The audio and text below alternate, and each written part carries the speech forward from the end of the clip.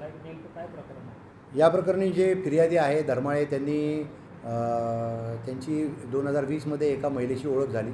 ओळखीतून त्यांचे प्रेमसंबंध आणि शरीरसंबंध प्रस्थापित झाले. नंतरच्या काळात त्या महिलेनी हे संबंध माझ्या घरी कळले तर आपल्याला अडचणीचे होईल असे सांगून आणि तिच्या नवऱ्यानेसुद्धा याबाबत त्याला धमकावून त्यांच्याकडून वेळोवेळी असे रोख कॅश किंवा चेकद्वारे आणि बँकेत भरण्याद्वारे असे जवळजवळ 69 लाख रुपये त्यांच्याकडून घेतलेले आहेत.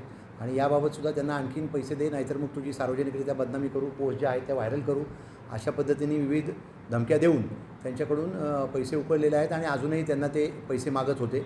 अन्यथा तुझ्यावर बदनामी करू, केस दाखल करू अशी धमकी दिल्याने सदरचे जे व्यक्ती आहेत त्यांनी नांदगाव पेठ पोलीस ठाण्याला तक्रार दिलेली आहे. या प्रकरणी संबंधित पती पत्नीवर गुन्हा दाखल करण्यात आलेला असून पुढील तपास नांदगाव पेठ पोलीस ठाण्याचे अधिकारी करत आहेत. त्याची आमच्याकडे काही तक्रार नाही. आम्ही पती पत्नींवर दोघांवर गुन्हा दाखल केलेला आहे.